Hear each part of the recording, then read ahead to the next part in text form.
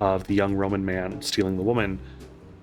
And then once I had done that, I was like, you know, I love, as like a weird homage to a lot of old art, I occasionally will throw something behind certain characters' heads as sort of like a halo effect. I'm gonna be honest with you, I don't think about it much deeper than that one.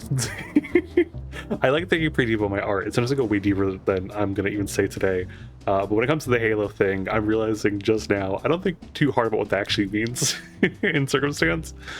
But I did the little hat as a halo, and then I was like, oh, I could go way harder with this. Why don't I add King Boo as like a moon or like a halo behind Mario's head? And that evolved into what you have now, where Mario's pushing away his tongue, and this sorrow, this fear on his face, and the anguish that's going on all the way down to Luigi, and how I then added Egad to the corner, and he's pointing out, trying to explain to Luigi what's going on, what happened to Mario, and he's looking out in pain and fear himself, that sorrow. I just really wanted to have this eye line, this follow through the sort of sinuous form, which is the word I learned today, about the curve of forms, like bent paths and stuff. And so this Serpentinata form happening, the way it moved around, I thought, oh, now Egad, and he'll continue that eye line pushing you up towards Mario's face. Everything's trying to make you land on Mario, trying to make you really look at his face and his anguish. And despite that, I think that Luigi, who does push you away from it a little bit, because he's not exactly looking up to the right degree, I think allows you to land on either and feel really good about it. It's really, I'm really proud of it, genuinely. For the second part here, when I started doing watercolor, I decided to, as you can see here, I have my colors on the left side of my palette. I just did sort of a rainbow palette across from the Winsor and Newton, from the Winsor and Newton Cotman student grade art watercolors. So it'd be pretty easy to tell what they are.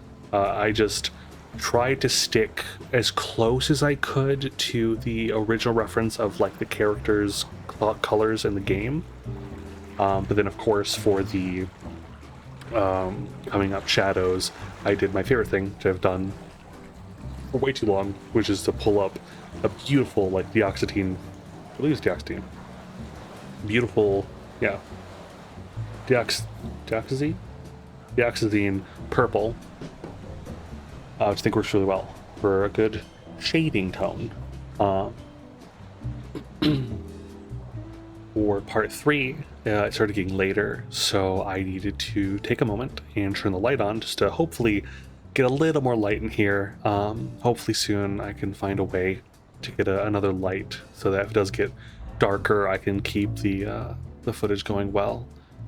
But here we are, working on the shading, working on actual laying in those tones, trying to mimic the lighting in the reference photo I had a little bit, you know, that top right sort of lighting coming in from outside of the, I think it's, oh gosh, I can't remember. It's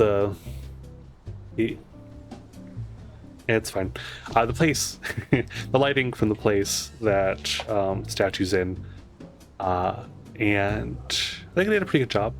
There are mistakes. There's a lot of mistakes.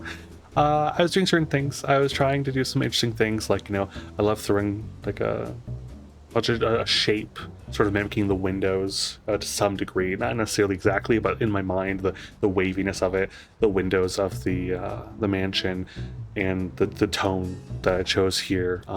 You can thank my my beautiful partner for. She said I should do green to yellow. I was gonna do purple, blue, and pink, but she was so right. I was worried. I wasn't sure about doing it, but I did, and I'm really grateful that I did.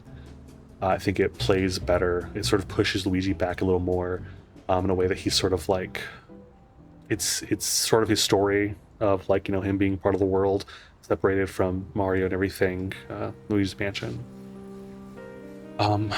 But gosh, where was I? I'm so sick.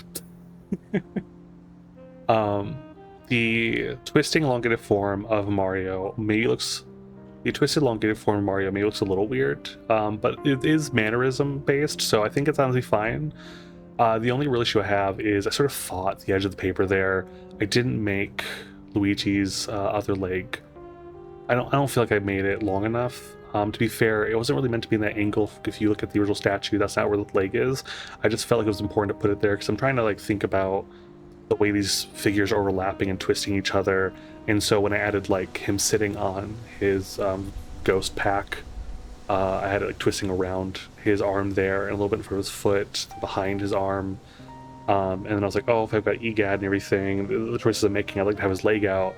And I honestly should have taken some more time to really think about his leg. I don't think it's necessarily that wrong, but it does feel off anatomically in a way that isn't as interesting in terms of that mannerism style, which I think I did a pretty good job with EGAD, despite having a really sort of like, I posed him in a very much reference to the video game style, where it's weird, you know, but not necessarily as naturalistic.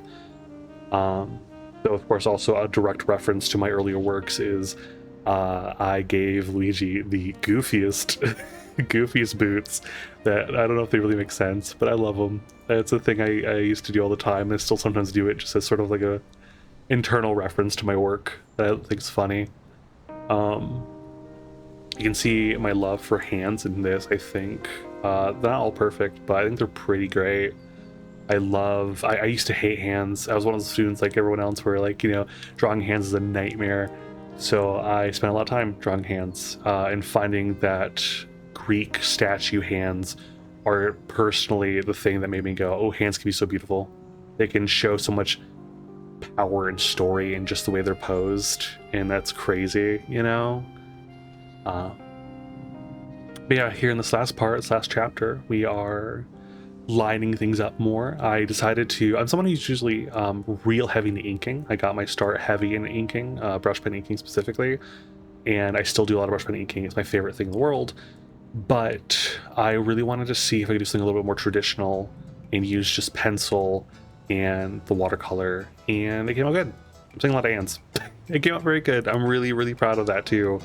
It came out a little bit more lined in the end than maybe I should have gone with my whole trying to step away from the pencils, but I think from lining, but I think that the pencils came out really cool. I really think it allowed me to do some beautiful, expressive detailing here.